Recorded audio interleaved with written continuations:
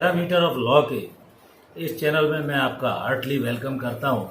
आज मैं दंड प्रक्रिया संहिता 1973 के एक इम्पॉर्टेंट प्रोविजन जो गिरफ्तारी व्यक्तियों की गिरफ्तारी से संबंधित है, धारा 47 से धारा 60 क के अंतर्गत दिए गए हैं, इसके बारे में बतलाने जा रहा हूं। जब भी पुलिस थाने का भार साधक अधिकारी किसी व्यक्ति को गिरफ्तार करता है तो धारा 47 सीआरपीसी के अंतर्गत ये प्रावधान दिया गया है कि उस स्थान की तलाशी जहां ऐसा व्यक्ति घुस गया है उसकी उसे गिरफ्तारी करनी है। पुलिस अधिकारी या अन्य प्राधिकृत जो भी अथॉराइज ऑफिसर होगा वो उसे गिरफ्तार करने के लिए उस स्थान में घुसेगा, उसे पूरी सुविधा देगा कि वो ऑफिसर इंचार्ज कोई व्यक्ति वहाँ है तो वो उसे पूरी सुविधा देगा।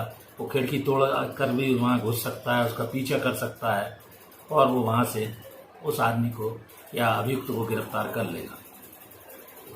धारा में यह भी कहा है कि कोई भी व्यक्ति उस स्थान पर जो प्रविष्ट हुआ है अन्य अधिकारिता के की यदि अपराधी का वो पीछा कर रहा है तो यदि वहाँ कोई स्त्री है तो उसे हट जाने के लिए वो कहेगा और अंदर खिड़की आदि तोड़कर घुस सकता है। स्त्री के अधिभोग में है तो उस स्त्री को वहाँ ये सूचना दी जाएगी कि वह वहाँ से हट जाए और उस जिस अपराधी जो वांटेड है उसे वो वहाँ से अरेस्ट कर सकता है।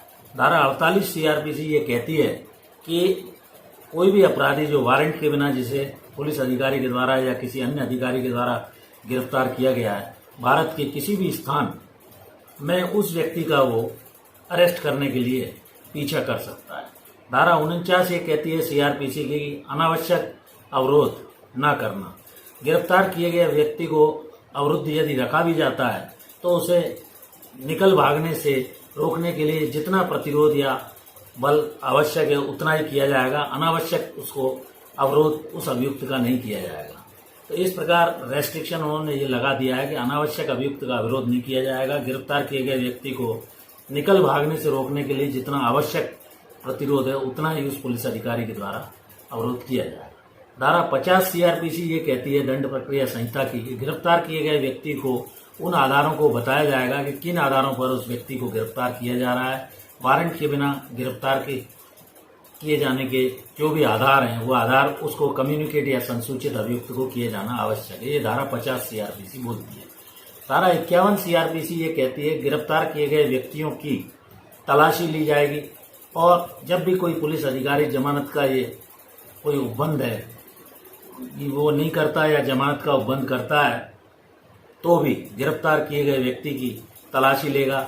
उसके पहनने के आवश्यक वस्त्रों को छोड़कर उसके पास पाई गई सभी जो भी वस्तुएं हैं उसका वहाँ वो सीजर मेमो बनाएगा और उसे उस सीजर मेमो की एक रसीद अभियुक्त को दी जाएगी। यदि आवश्यक हो कोई स्त्री आदि की तलाशी ली जानी है तो शिष्टता का पूरा ध्यान रखते हुए उस स्त्री की तलाशी स्त्री के द्वारा ही ली जाएगी। इसी प्रकार धारा 52 ये कहती है कि आक्रामक आयुधों का अभिग्रहण, यदि अभियुक्त के पोजीशन से या उसके आधिपत्य से कुछ ऐसे आक्रामक आयुध या इस तरह के वेपन्स मिलते हैं उनको न्यायालय या अधिकारी को बाद में वो डिलीवर करेगा जहां अभियुक्त को प्रस्तुत किया गया है। ये धारा 52 सीआरपीसी कहती है। धारा 53 सीआरपीसी कहती है कि पुलिस अधिकारी की प्रार्थना पर चिकित्सा व्यवसायी द्वारा उसका परीक्षण किया जाएगा। Officer in-charge of the police station या इन्वेस्टिगेटिंग ऑफिसर जो सब इंस्पेक्टर से नीचे की रैंक का नहीं होगा वो जब भी किसी अभियुक्त को गिरफ्तार करता है तो वो पुलिस अधिकारी चिकित्सा व्यवसायी से प्रार्थना करेगा कि इसका मेडिकल परीक्षण किया जाए। इस धारा के अधीन परीक्षण उसका कराएगा। मेडिकल एग्जामिनेशन होगा जो रजिस्टर्ड चिकित्सा व्यवसायी द्वारा किया जाएगा। इस धारा के अधीन यदि स्त्री की परीक्षा की जाती है तो वो महिला रजिस्ट्रीकृत या पंजीकृत चिकित्सा व्यवसायी के द्वारा ही की जाएगी तथा मर्यादा का पूर्ण ध्यान रखा जाएगा। अब इसी का एक एक्सप्लेनेशन ये दिया गया है कि यदि खून के धब्बे, ब्लड सैंपल, सीमन आदि लैंगिक अपराधों से संबंधित किसी भी प्रकार के थूक है, बाल के निशान है, नाखून है, उंगली के वैज्ञानिक तरीके से कोई डीएनए आदि जो भी परीक्षण के लिए भेजे गए वो सब इंस्पेक्टर से ऊपर का अधिकारी अर्थात सब इंस्पेक्टर से नीचे का अधिकारी इस तरह का सैंपल नहीं लेगा और न भेजेगा। ये 2005 का एक संशोधन हुआ है जिसमें 30/6/2006 से जिसे लागू किया गया है उसमें ये प्रावधान किया गया है कि 164 का के अंतर्गत बलात्संग किए गए कि अपराधी की चिकित्सा व्यवसाय भी परीक्षण चाहे तो वो ऑफिसर इंचार्ज करा सकता है। इसी प्रकार स्त्री की सहमति से ही उसका मेडिकल परीक्षण किया जाएगा जिसके साथ बलात्संग हुआ है।